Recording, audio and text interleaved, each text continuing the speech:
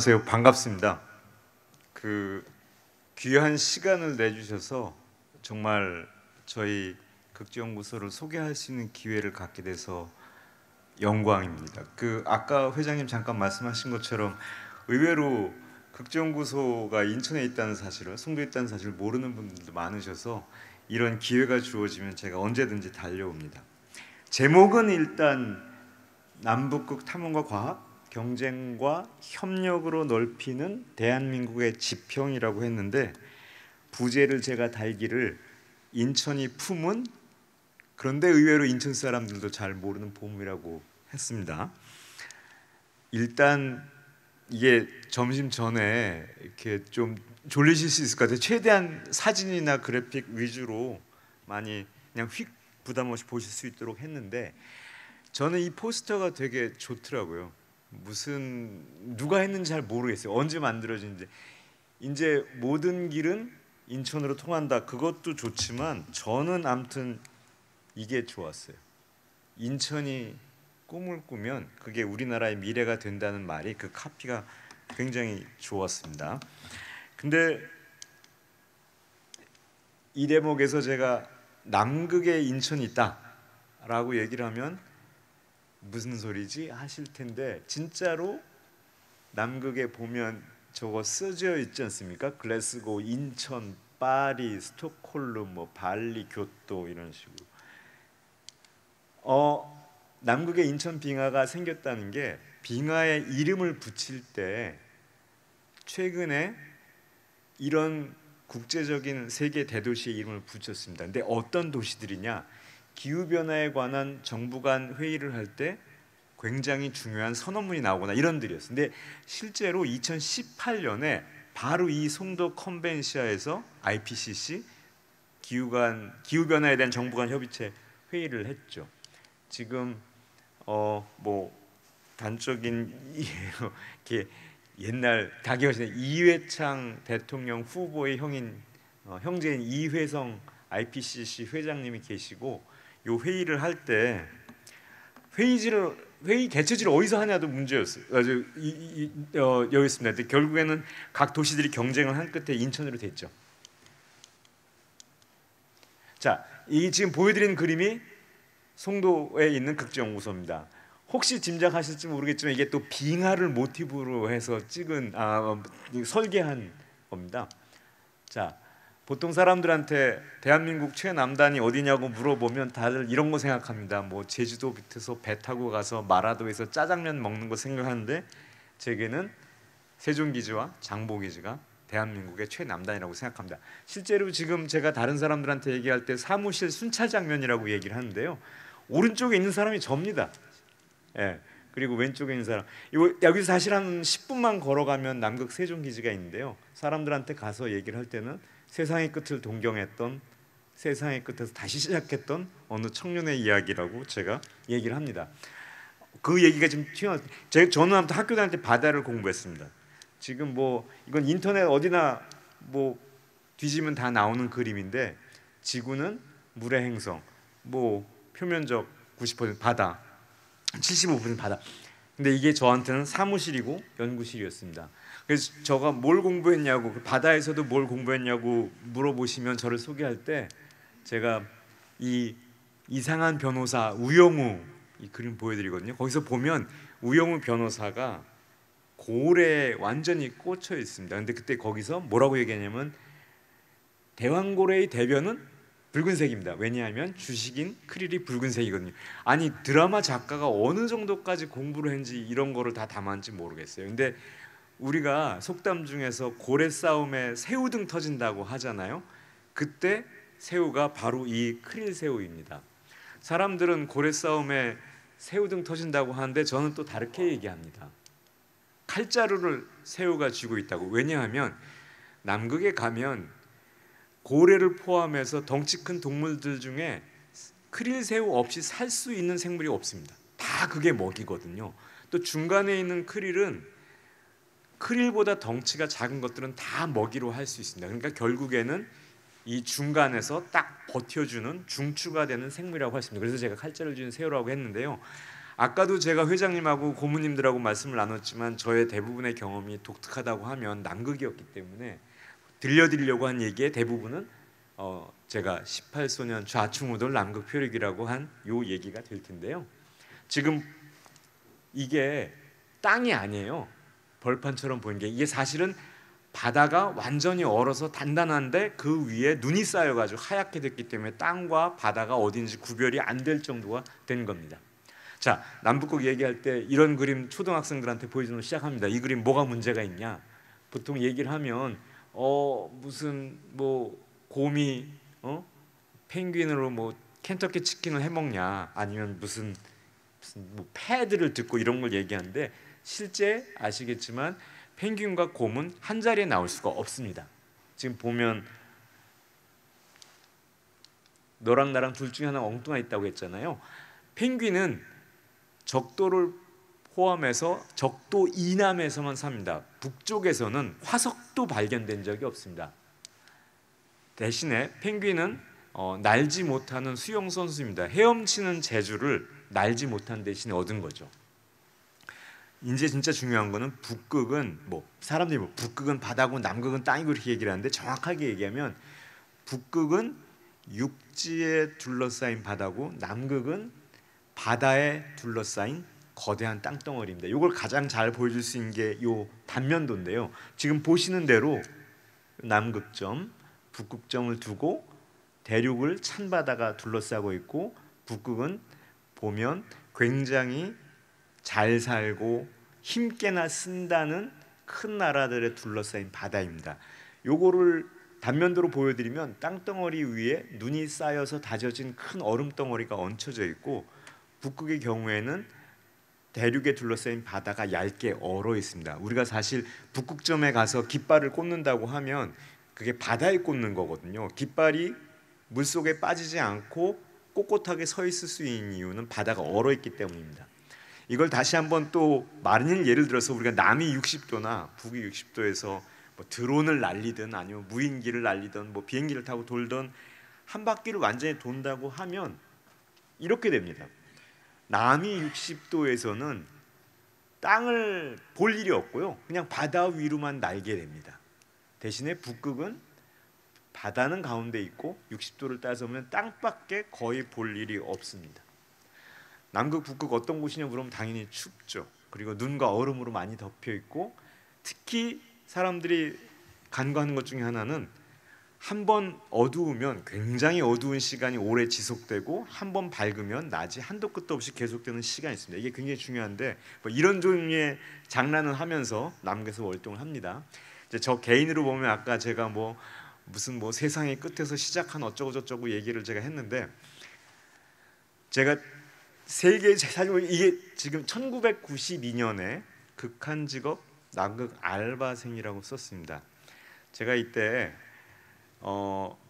학교에서 아까 얘기한 것처럼 바다를 공부하고 석사과정 대학원을 다니고 군대를 병역을 마친 다음에 돌아와서 생전 처음 보는 신설학과에 가서 조교를 하고 이러다가 뭘 할까 하면서 그럼 공부를 해서 제대로 한번 근데 제가 그 전업으로 학생 신분을 하고 돈을 안 벌어도 될 처지는 아니라서 돈도 벌면서 학교도 다니고 하려고 한 게 처음 알바로 취직한 게 극지연구소였는데 극지연구소에 제가 모시고 있던 직장 상사가 너 나랑 같이 남극 안 갈래? 해서 남극을 따라갔습니다. 멋있는 줄 알고. 그때 가서 한 게 뭐냐면 펭귄의 팔에다가 번호가 새겨진 가락지를 매다는 거였어요. 그러면 그걸 계속 매년 동안 하면 이렇게 됩니다. 2번 펭귄과 5번 펭귄 결혼해서 새끼를 낳는데 그 펭귄에 다시 번호표를 붙이니까 27번 펭귄이 이런 식으로 펭귄의 주민등록번호를 만드는 연구를 제가 우리나라에서는 처음으로 시작을 했습니다. 근데 갔다 오니까 인생이 만만치 않고 막막하다는 걸 알게 됐습니다. 딱 제가 남극 갔다 왔는데 많이 썼어. 언젠가 같이 일할 기회가 있을 거야. 이제 그만 나오란 얘기죠. 이게 제가 좀 황당했습니다. 근데 저는 그때 나를 안 뽑아? 그럼 지들 손해지라고 생각하고 고민을 하다가 결국엔 다 때려치고 유학을 갔습니다. 그때 저는 대학원 다니고 있었거든요. 아까 얘기한 대로. 그래서 여태까지 공부한 거 대학원 박사과정 다니고 그냥 다 그만두고 유학을 갔습니다. 아깝긴 한데, 근데 이제 제가 유학을 갔을 때 그때 막 결혼했거든요. 결혼해가지고 큰애 막 나오고 그랬을 텐데 저희 집사람이 지금도 저보고 하는 얘기가 세상에 젊은 여자가 할 수 있는 큰 실수가 유학생하고 결혼하는 거고, 가자마자 바로 1년 안에 사내를 낳는데 바로 또 1년 만에 연년생 사내에 낳는 거라고 얘기합니다. 집에 가면 뭐 그냥 사내 둘이 엄마를 다 때려잡고, 저가 공부 끝나고 집에 가면 또 애들이 이제 아빠 왔어, 아빠한테 달려드는 생활을 하면서 공부를 하고 유학을 마치고 다시 연구소로 돌아왔는데, 그때도 다시 또 계약직으로 일을 시작했습니다. 그러다가 이제 공고가 나서 지원해가지고 합격을 하고 이제 정식 직원이 됐습니다. 소위 천을밥통이 됐는데, 그러고 나서 한 몇 년 지나서 2011년에는 다시 남극으로 가게 됐습니다. 알바를 시작했던 곳으로. 근데 그때는 대원이 아니고 대장으로 간 거거든요. 결국엔 집에 가서 다시 돌아와서 여러 가지 얘기가 이어지지만, 사람들한테 가서 얘기할 때는 제가 알바생이 사장된 케이스라고 얘기를 하고 다닙니다. 남극 세종기지, 뭐 지구 끝 최남단에서 어쩌고 저쩌고 과학마을 생태공원이라고 제가 얘기를 했는데요. 실제로 가서 어떤 생활을 했는지 사진으로 보여드리기 전에 이 민낯보다 만화로 사람들 특성을 잘 표현할 수 있어서 우리 월동대원 중에서 재주 있는 친구가 그려준 캐리커처를 보여드리면 보면 이제 좀 알 수 있습니다. 뭐 이렇게 뭐 잠수복 같은 거에 무슨 크릴새우가 담긴 그물은 이 사람은 직업이 해양 생물학자겠구나, 이렇게 청진기를 들고 있으면 의사 선생님이겠구나, 뭐 이런 거 알 수 있죠. 국자 들고 있으면 우리 조리장이고, 의외로 이 용문신 한 사람은 경찰입니다. 가운데 있는 사람은 저고요. 사람들한테 얘기할 때는 뭐 쿨한 데서 아주 뜨거운 핫한 사람들만 모여 산다고 사람들한테는 자랑을 하십니다. 아까 거는 만화로 캐리커처로 그린 거고 지금은 실사 사진인데요. 이게 남극 기준으로 하면 동지인데 서울, 인천, 우리나라 기준으로 하면 하지일 때입니다. 6월 21일, 6월 20일 이때는 해가 제일 길잖아요. 근데 남극에서는 이게 해가 제일 짧을 때입니다. 다시 뒤집어서 얘기하면 하지가 지나면 점점 날이 길어지고 해가 길어지는 거예요. 그러니까 다시 말해서 우리가 뭘 한 바퀴 도는데 이제 반환점을 지나는 거죠. 다른 말로 집에 갈 날이 가까워졌다. 남극 갈 때 보면 다들 면접 볼 때는 뭐 남극 가지 못해서 환장한 것처럼 얘기하다가 한 달만 지나면 집에 가고 싶다고 얘기하거든요. 근데 이 사진을 찍기 위해서 제가 나름대로 준비를 했습니다. 이 티셔츠는 제가 다 맞춰가지고 왔고요. 그 다음에 요 쓰고 있는 펭귄 모자는 사람 한 사람을 위해서 남극에 들어가는 관문 도시에서 제가 샀습니다. 그리고선 6월 21일 날은 날씨가 어떻게 될지 모르니까 며칠 전에 나오라고 해가지고 빤스는 아니고 운동복 반바지만 입혀서 맨발에 구두 신고 이 기념사진을 찍었습니다. 자세히 보면 들들들들 이렇게 추워서 떨는 거 보이실 거예요. 자, 제가 남극에 한 번 갔다 왔고 두 번째는 대장으로 갔다 왔다고 했는데, 아까 얘기한 것처럼 첫 번째는 펭귄 팔에 가락지 매다는 번호가 새겨진 가락지 매단 알바로 했다고 했잖아요. 요땐 요랬고요. 두 번째는 이제 이런 장면으로 제가 대장질을 했습니다. 그런데 딱 봐도 이 사람 한국 사람 아니잖아요. 그러니까 제가 누구겠습니까? 바로 그럼 제가 이 사람입니다. 보면 이렇게 해병대 크루컷하고 저쪽 반대쪽에 보면 칼집도 나 있습니다. 이게 그 근처에 있는 다른 사람들한테 얕잡아 보이지 않기 위해서 한 거이기도 하고요. 실제로는 이때 그 시크릿 가든이라는 드라마를 했는데 그때 현빈이라는 잘생긴 남자 배우와 하지원이라는 여자 배우가 나와서 공전에 히트를 치고 현빈이 해병대 가거든요. 그래서 제가 해병대처럼 보이면 세 보인 줄 알고 머리를 이렇게 깎았는데 우리 대원들의 말은 안경 낀 강호동 같다고 현빈 같은 소리 하고 있네라고 얘기를 하더라고요. 자, 뭐 세종기지는 장보기지와 달라서 상대적으로 문명 세계로부터 가깝습니다. 그러다 보니까 남극에 처음 가는 나라들이 가장 먼저 진출한 마치 교두보 같은 곳이라서 우리끼리는 남극 할렘이야 아무나 가게라고 얘기를 하지만 또 다른 나라들이 많이 있기 때문에 국제협력의 중심이 될 수도 있는 곳입니다. 그래서 다른 나라 기지대장들이랑 같이 찍은 사진을 다시 또 캐리커처로 만든 건데요. 2번 남극에 다녀오면서 시기가 떨어져 있다 보니까 저는 아무튼 여러 가지 그 소회해졌게 합니다. 첫 번째 갈 때는 서태지와 아이들이라는 그 당시에는 굉장히 파격적인 가수, 그 다음에 우리나라가 중국이랑 수교를 하고 소비에트가 망해서 소련이 망해서 러시아로 바뀌던 시기였어요. 그러고 나서 거의 20년 만에 제가 남극을 갔더니 그때는 나는 가수다라는 MBC에서 유명한 프로그램이 나오고 가수, 지금도 유명하지만 가수 아이유가 처음 연예계 무대에 데뷔를 했을 때였습니다. 제가 아까 그 세종기지 앞에 바다가 완전히 단단하게 얼어서 눈이 덮인 하얀 땅과 바다가 구별되지 않는 그림을 보여드릴 그 위에 18소년 좌충우돌 남극 표류기라고 썼거든요. 왜 18소년이냐? 쌍욕을 하려고 하는 게 아니고요. 이게 15소년 표류기의 일종의 뭐 벤치마킹일 수 있는데 15소년 표류기라고 줄 베르느라는 유명한 공상과학 소설가가 쓴 소설의 제목인데 이게 보면 뉴질랜드 어딘가에서 기숙학교에 다니는 중고생들이 배를 타고 찍고 까불고 하는데 로프가 풀려가지고 망망대해로 흘러가서 어떤 섬에 불시착을 합니다. 근데 그 소년들이 여러 가지 위기를 극복하고 결국에는 부모님, 고향에 돌아오는 내용이 소설인데 보면 그런 장면이 닮았더라고요. 갑자기 얼마간의 보급품과 함께 생전 처음 닥치는 환경에 그냥 내동댕이 쳐지듯이 가고 근데 나름대로 장점과 단점이 있고 꾸역꾸역 같이 살아서 결국에는 화해도 하고 마지막에 행복하게 집으로 돌아가는 게 월동생활하고 닮았다고 생각해서 제가 그렇게 이름을 붙였습니다. 세종기지에서 어떻게 사는지 잠깐 보여주기 위해서 사진을 쫙 한번 훑겠습니다. 요 아라우노 처음 나왔을 때 보급, 그 다음에 이때 어쨌든 1년 동안 먹고 자고 해야 되니까 보급품을 컨테이너 규격 상자에 잘 담아가지고 올릴 때는 이렇게 무동력 철 바지선에 해서 컨테이너를 끌어올리는 게 우리 월동 생활의 시작입니다.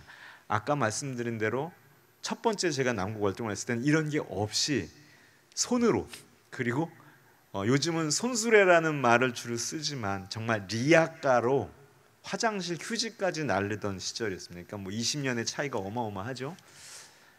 사람이 보면 그 라면하고 김 같은 음식이 왜 6개월이 저장 기간인지 알겠더라고요. 기가 막히게 고기든 아니면 라면 같은 인스턴트 식품이든 6개월이 지나면 기름 쩐내가 나고 하여간 맛이 없어지는데 새로 고기 들어오면 환장합니다. 이게 사실 소고기는 아니고 양고기인데 남극에서도 생일 파티 하고요. 뭐 이상한 장난도 하고요. 풍선으로 생일날. 그다음에 생일날 뭐 어디 눈에 파 묻어 버린다는 둥 남자들끼리만 있을 때 하는 얘기죠. 생각보다 남극이 잘 관리가 됩니다. 음식물 쓰레기를 제외한 웬만한 것들, 종이를 또 페인트를 칠하지 않은 웬만한 것들은 다 차곡차곡 접어서 문명색으로 들고 나오고요. 그냥 태울 수 있는 쓰레기만 태웁니다. 이게 그 소각기를 새로 집어넣는 장면인데요. 그 외에 뭐 해양 생물을 채집하고 싶어하는 과학자를 도와준다거나 아니면 빙산이 무너져 내린 얼음바다를 해치면서 환경 관측을 한다든지 하는 일들을 하는데 요 때는 굉장히 예쁩니다. 보면 뭐 파란 하늘에 뭐 하얗게 그런데 요 아니군요. 죄송합니다. 이렇게 파란 하늘이 보긴 예쁘지만 실제로는 일인 경우가 굉장히 또 자주 있습니다. 지금 이 보여드린 이 까만 관이 상하수도거든요. 남극에서도 세수도 해야 되고 밥도 먹어야 되고 밥 먹으면 응아도 해야 되고 상하수도가 지나가는 관에 눈이 많이 쌓여서 다져져가지고 이게 꺾어지기라도 하면 큰일 납니다. 뭐 수세식 화장실 완전 엉망됐거든요. 그래서 이게 굉장히 중요한데 요 다음 날 이렇게 될 수도 있습니다. 이건 세종기지 얘기입니다. 세종기지는 아까 얘기한 것처럼 비교적 가까워서 문명 세계랑 가까워서 완전히 차갑지 않고 찬 기운과 더운 기운이 막 씨름을 하는 곳이라서 일기가 정말 불순합니다. 세상에 남극에 눈도 아니고 비라니요. 눈이 엄청나게 왔다 그 바로 다음 날 비가 와서 다 녹아내릴 수도 있습니다. 뭐 남극에서라도 무지개도 볼 수 있고요. 요 대목에서 제가 하나 말씀드리려고 하는 게 이런 장면을 주로 보여주면서 남극의 월등대원들을 모집을 합니다. 예쁜 거 보여주고. 근데 항상 이게 다가 아니거든요. 맨날 이러면 얼마나 좋겠습니까마는 세종기지 사실 가려면은 건너편에 비행기를 타고 공군 수송기를 타고 내려서 다시 세종기지까지 오는데 10km 작은 만이 있습니다. 이러면 20분 만에 오고요. 만일에 날씨가 나쁘면 1시간도 모자랍니다. 요런 날이면 내일 좋겠지만 그렇지 않거든요. 제가 세종기지에서 가장 큰 고민거리가 뭐였냐면 오늘 아침에 고무보트 띄워도 되냐 띄우면 안 되냐를 결정하는 일이었습니다. 사람들이 저만 쳐다볼 때 생각하면 아니 날씨 좋으면 띄우고 날씨 나쁘면 안 띄우면 되지. 그거 일기예보 없어? 라고 생각을 하실 거예요. 일기예보 있습니다. 기준도 있습니다. 초당 10m를 넘는 바람이 불면 보트를 안 띄우면 됩니다.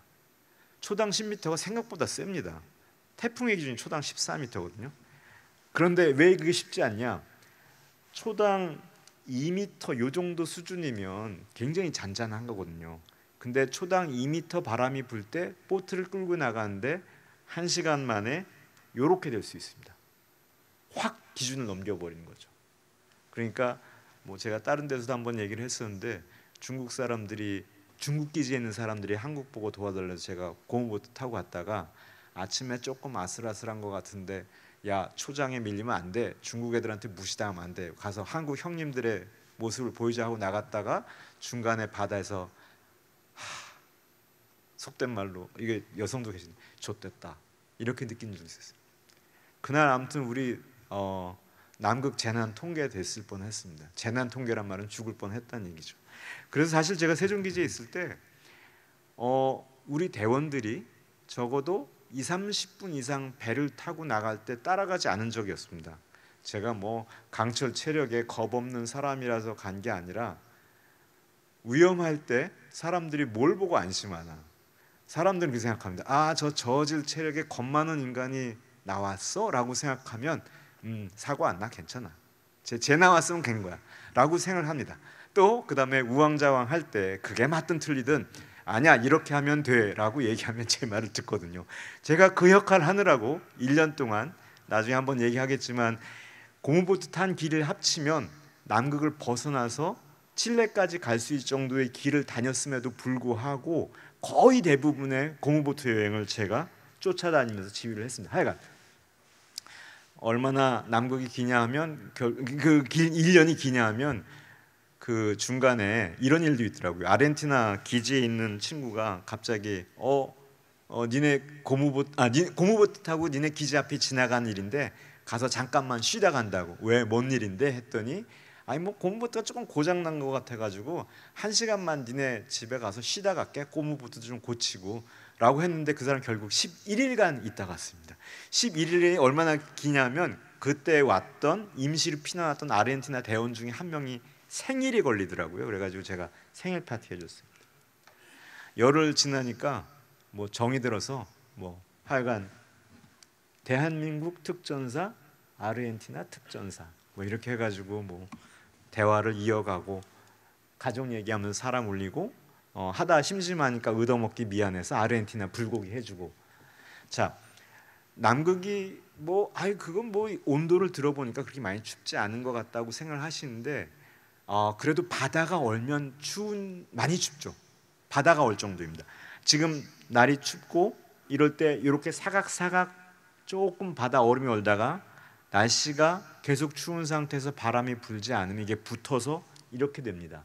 거북이등처럼 되고 이게 완전히 얼어버리면 그 길을 건너기 위해서 우리가 요 드릴처럼 보이는 걸 가지고 얼음 구멍을 한 200개쯤 뚫어가면서 안전한 개척로를 만들게 됩니다. 지금 보여드리는 장면이 얼어붙은 바다 위에서 족구 발려고 하는 장면입니다. 몇 가지 보여드릴게요. 그냥. 예. 그 다음에 이제 바다가 녹으면 집에 갈 준비를 하면서 부두도 보수하고, 지금 보여드린 이 장면은 세종기지에서 4km 떨어진 빙벽 아래에서 찍은 기념사진입니다. 사실 그런 적이 없었거든요. 자, 몇 가지 사진 그냥 휙휙 보내드리겠습니다. 뭐 여러 가지 국제 협력이 일어나는데, 국제 협력 중에서 어떤 경우에는 칠레 해군 수병한테 고추장 삼겹살의 맛을 가르치는 국제 협력도 있습니다.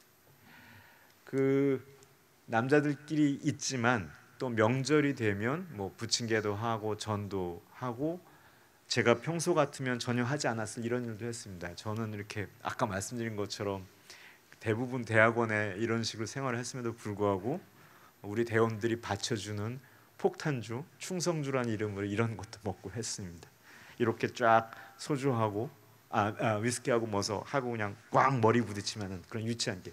자, 제가 보여드린 장면 중에서 이게 겨울바다에 고무보트를 타고 나가는 장면입니다. 이 정도입니다. 이렇게 뭐 한 5분 지나면 이렇게 돼요. 바닷물 찰싹찰싹 얹히면 5분 만에 이렇게 얼음 코팅이 됩니다. 지금 요거 보여드린 장면은 얼어붙은 바다 건너기 위해서 개척로를 만들기도 하지만 얼음을 뚫고 어떤 종류의 생물이 이 가혹한 환경에 살아남는지 조사를 하는 겁니다. 누구는 사진 찍고 있고 누구는 하고 있었죠. 저가 사진을 찍었습니다. 근데 과연 이렇게 개고생을 한 게 무슨 의미가 있을까라고 제가 조금이라도 설명을 드리기 위해서 지금 요 장면 보여드리고 그 다음 장면 보여드리겠습니다. 자, 요거는 아까 제가 기념사진 찍었던, 단체 기념사진 찍었던 빙벽 밑에 여름에 간 거예요. 그런데 빙벽이 이렇게 될 때가 있습니다. 뻥 하고 무너지면서 주저앉고 물속으로 얼음이 들어갑니다. 이 두 가지를 사진을 보시고 이걸 보시면 이게 무슨 뜻일까요? 자, 지금 얼음과 바다가 있는 것 같고 노란 줄, 연두색 줄, 하늘색 줄이 있습니다. 제가 이 화두를 사공이 많으면 배가 산으로 간다라고 했는데 도대체 이런 뚱딴지 같은 게 뭔 말인지, 자, 시간을 절약해서 말씀드리면 지금 요 윤곽선은 2005년도에 구글 지도로 세종기지 가까운 데를 그냥 찍은 걸 사진을 찾아온 거예요. 그 다음에 이 연두색, 하늘색, 노란색 이 선은 2011년에 제가 기지대장으로 월동을 할 때 고무보트가 지나간 자리입니다. 이게 뭔 소리죠? 고무보트가 얼음산 위로 올라갔나요? 결국 6년이란 짧은 시간 안에 저 얼음 절벽이 다 무너져서 주저앉고 뒤로 물러난 거죠. 얼음 절벽이 있던 자리를 바다가 채운 겁니다. 이게 만약 전 세계적으로 남극 전체에 일어나면 어떻게 될까? 지금 보여드린 장면은 달이나 화성이 아니고 남극 대륙에서 얼음 덩어리를 완전히 걷어냈을 때 장면입니다. 실제로는 이렇죠. 그 위를 두꺼운 얼음 덩어리가 덮고 있거든요. 눈이 쌓여서 다져진 얼음 덩어리가. 이 얼음 덩어리가 녹아서 지금 막 엄청난 속도로 일어난 것처럼 이 얼음 덩어리가 녹아서 바닷속으로 들어가면 그게 바로 해수면 상승입니다. 실제로 그런 일이 당장 일어나지 않는다고 하더라도 남극 대륙을 덮고 있는 얼음 덩어리가 다 녹으면 지구의 해수면이 60m가 넘게 올라갑니다. 60m? 어휴. 지금 우리나라의 가장 대표적인 해안 도시인 인천과 부산에서 1m 해수면이 높아지면 어디까지 잠기나 해서 봤을 때 이만큼은 다 물에 잠기는 겁니다. 부산으로 따지면 김해공항, 을숙도 다 잠깁니다. 인천국제공항, 송도 신도시, 연구소, 여기 뭐 해경 1층은 문 열고 들어갈 수가 없는 환경이 되는 거죠. 물론 그 1m는 좀 과장 아니야? 만일 5cm가 오른다, 아니면 1cm만 올라도 우리가 방파제 설계를 다시 처음부터 새로 해야 돼요. 그러니까 남북극 연구를 하는 게 의미가 없다? 의미가 있다고 저는 생각합니다. 또 여러 가지 얘기가 있지만 북극 바다를 덮고 있는 얼음 장면을 보여드리는 건데요. 이게 녹아서 북극 바다를 덮고 있는 얼음이 사라지고 그 자리를 시커먼 바다가 채우면 얼음이 빛을, 태양 에너지를 막아주는 차단만 역할을 하다가 그게 벗겨지면서 지구를 데피는 열 에너지가 지구의 속살을 비집고 그냥 쏙쏙 들어갑니다. 그렇게 말하면 지구의 온난화가 가속되는 거죠. 제가 요 말은 조금 어렵긴 하지만 지구의 바다는 어마어마한 크기의 소금물이 담겨 있는 욕조가 아닙니다. 그 안에 강물 같은 흐름이 있어요. 그 흐름이 있기 때문에 적도의 뜨거운 기운과 남북극의 차가운 기운이 적당히 섞일 수 있습니다. 이 해빙이 무너지고 둥상이 무너지면서 이 컨베이어 벨트가 깨지거든요. 그렇게 되면 지구의 기후는 걷잡을 수 없는 상태로 제어 불가능 상태가 됩니다.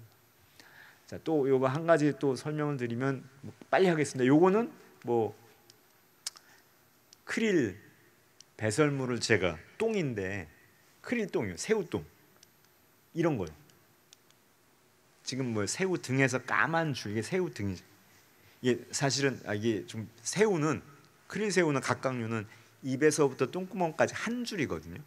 그래서 심장도 있고 소화기관이 짧습니다. 먹으면 뱉어야 되잖아요. 이쑤시개로 하나 뭐 이렇게 하는데 이게 크릴 밥을 먹으면 뭔가 배출을 하고 그게 바닷속으로 가라앉습니다. 근데 그게 결국에는 광합성을 통해서 만들어낸 탄수화물이거든요. 온실기체 이산화탄소를 광합성을 통해서 뭐 탄수화물이 되고 그걸 크릴이 뜯어먹으면 똥을 싸고 똥은 어쨌든 바닷물보다 무거우니까 다 가라앉습니다. 결과적으로 온실기체가 대기로부터 격리돼서 심해로 매장되는 효과입니다.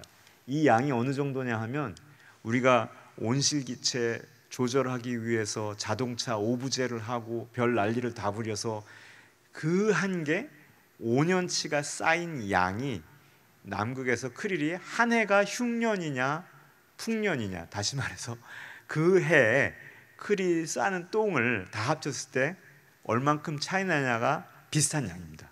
그러니까 자연적으로 온실기체가 증감되는 과정을 얼마나 그 규모가 큰지 우리가 탄소 저감 대책 어떻게 되는지 필요한 정보가 되겠죠. 자, 아까 북극 바다를 덮고 있는 얼음이 사라진다고 말씀드렸는데 북극 바다가 줄어들기만 하는 게 아니라 얼음 바다가 줄어들기만 하는 게 두께가 얇아진다는 두께가 얇아진다는 말은 무슨 말이냐면 다시 얼리기 어렵다는 말이거든요. 근데 이렇게 되면 이게 북극 바다를 건너서 짐을 나를 수 있는 교역로가 됩니다.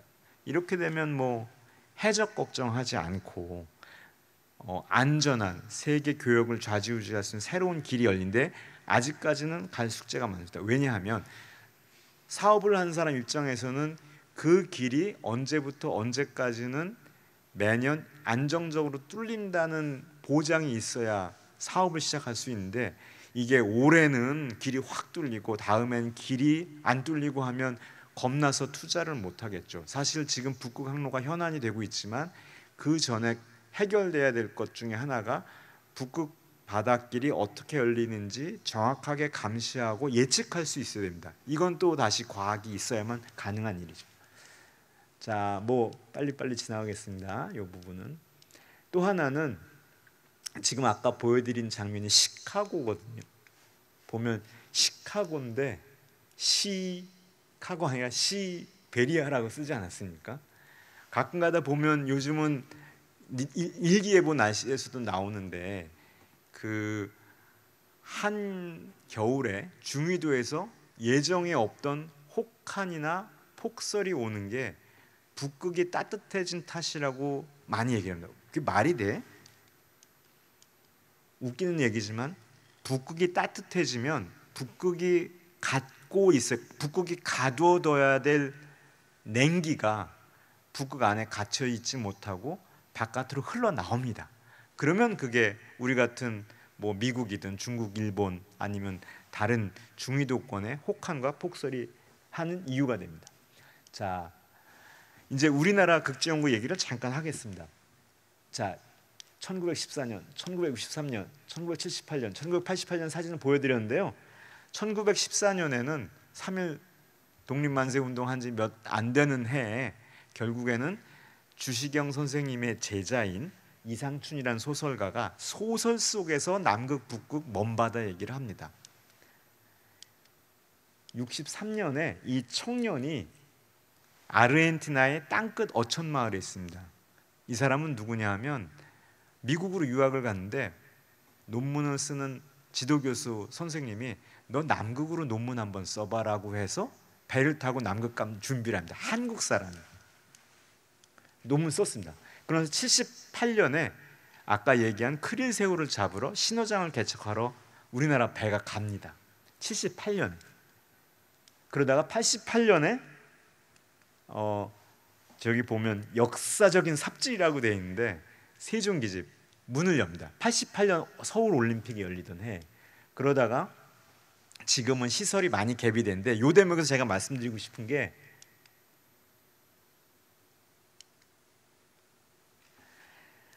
87년 1월 달에 우리나라도 남극에 기지를 짓는다고 결정을 합니다. 87년 5월에 어디다 기지를 지을지 답사를 갑니다. 87년 10월, 11월 이때 한국에서 다 짓고 조립할 준비를 합니다. 남극으로 가져가서 87년 12월에 조립을 시작하기 위한 기공식을 합니다. 88년 2월 달에 준공식을 합니다. 남극에 가서 기지 지읍시다라고 결정을 한 지 거의 1년 만에 남극 기지를 짓습니다. 이거는 대한민국이 아니면 절대 할 수 없는 일입니다. 빨리빨리가 뭐 항상 좋은 건 아니지만 그게 대한민국의 에너지와 저력일 때도 있습니다. 지금은 뭐 너무 좋은 시설로 개비가 돼서 잠깐 보여드린 거고요. 제가 생각하기로는 왜 우리가 남극과 북극에 그렇게 해야 되냐. 한반도 기후와 경제에 남극과 북극이 의외로 영향을 많이 끼친다. 그 다음에 우리가 뭐를 해도 우리의 과학이 지구 전체 수준의 글로벌 과학이 되려면 남북극을 가지 않을 수 없다. 그 다음에 그게 글로벌 중추국이 됐던 아니면 지구촌 사회에서 모범국가로 불리는 일이 되던 이 일을 하려면 남북과 북극을 우리나라 대한민국의 지평에서 빼놓을 수 없다. 그리고 지금은 아니지만 우리 후손들이 언제 어떻게 갖다 쓸지 모르는 자원과 경제 기회는 필요한 때 돈 들고 가서 마트에 가서 살 수 있는 게 아니라 수십 년 전부터 준비를 해야 되기 때문에 그런 면에서 남북극 과학을 빼놓고 국가 아젠다를 설정할 수 없다라는 게 제 생각입니다. 제가 이 사진 잠깐 보여드리려고 하는데요. 이 장면이 뭐냐는지 잠깐 보시고요. 이게 어디 누구지? 어디까지 간 거지? 그 다음 장면 보시고 그 다음 장면을 보시겠습니다. 이게 뭔가? 아이고 제가 뭐 하나를 빼뜨렸네요. 지금 요 보여드린 장면은 해상왕 장보고가 그 다딩김 그래봐야 얼마나 되겠습니까? 요거는 해초 스님이 서역기행하면서 걸어서 다닌 길입니다.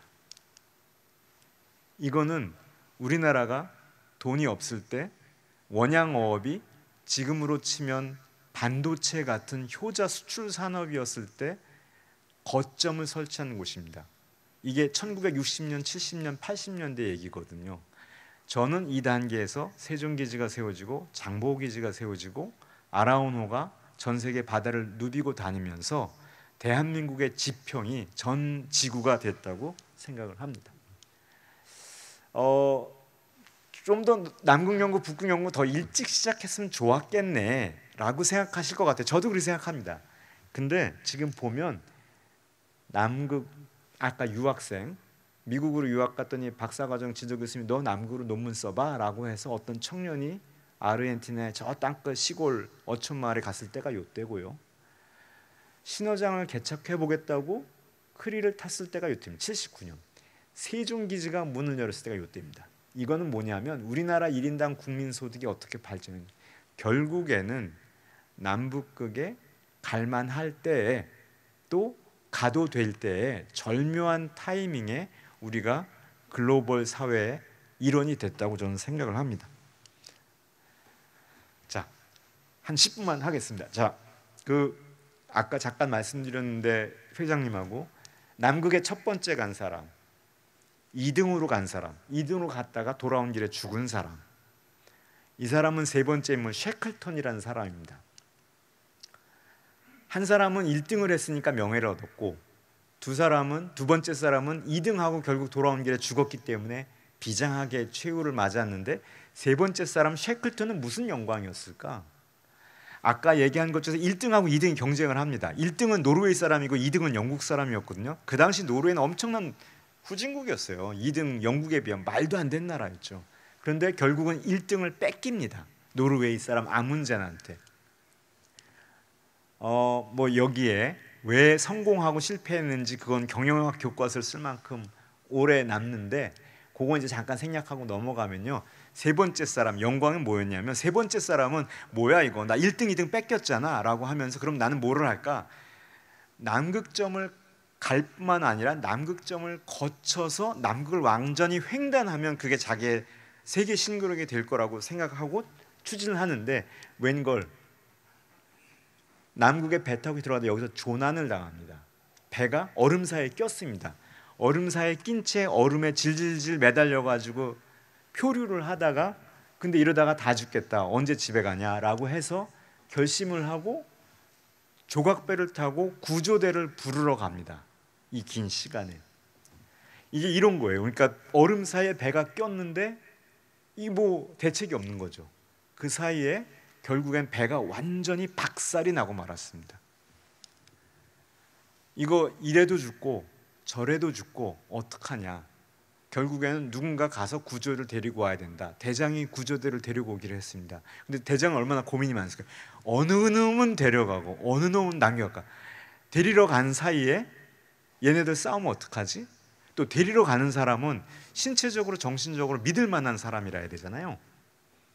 결국에는 몇 사람은 남겨놓고 몇 사람 데리고 갔습니다.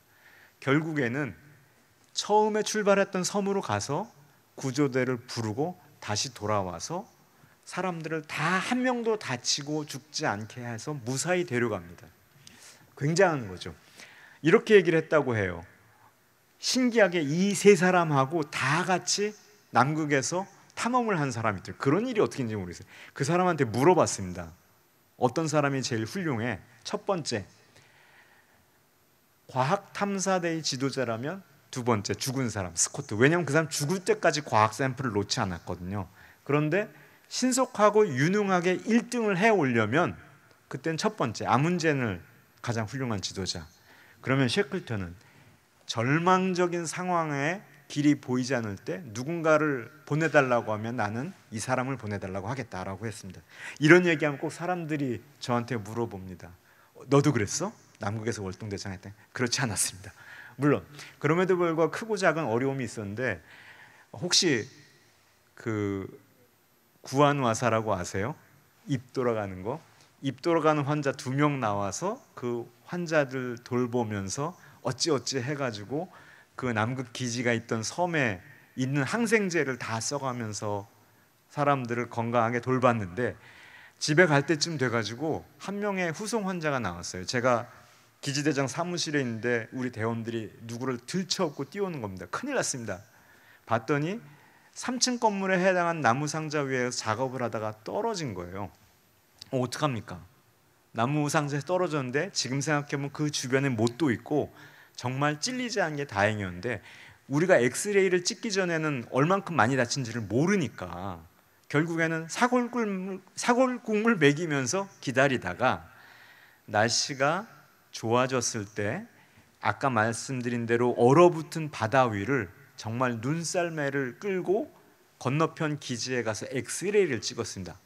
아, 이게 사골국물 먹여서 해결될 문제가 아니었습니다. 뼈가 잘게 부서진 복합골절이었어요. 큰일 났죠. 결국에는 그때 이제 제가 눈에 보인 게 없습니다. 그때 그 해 초에 칠레 외교부 차관이 와가지고 의례적인 인사를 하면서 우리 기지를 방문했을 때 뭐 어려운 일 있으면 연락해. 진짜 연락했습니다. 사람 죽게 생겼다고. 근데 그땐 정말 보이는 게 없더라고요. 결국엔 어찌저찌 해가지고 그 사람 다시 무사히 후송 보내서 치료받아서 귀국을 시켰는데 여러 가지 일 중에도 이런 위기 상황을 극복한 것이 쌓여서 사람들한테 힘이 된다는 것을 알았습니다. 뭐 남극에서 불 나면 정말 큰일인데요. 작은 화재가 돼서 벽면이 탔는데 그거를 해결하느라고 같이 고생을 하고 어렵게 공사를 하다 보니까 팀워크가 생겼습니다.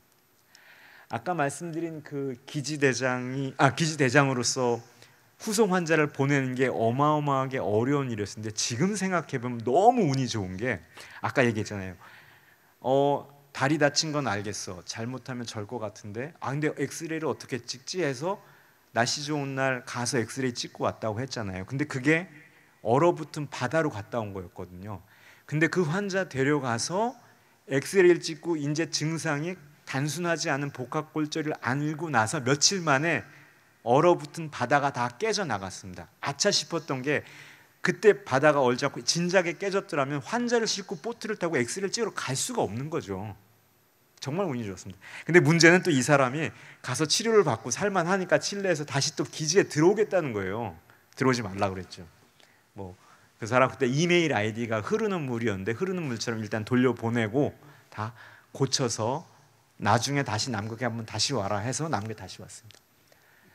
자, 거의 끝나갔는데요. 누군가의 아들, 누군가의 아버지, 누군가의 남편을 제가 데리고 남극에 대해서 활동을 했습니다. 제가 세종기지에 있을 때 우리 기지 대장 말고 전체 연구소의 소장이 어떻게 생각하면 지금 위치에 있는 분인데 그분하고 제가 좀 사이가 틀어졌어요. 그분하고 뭐죠? 제가 그분한테 편지 썼습니다.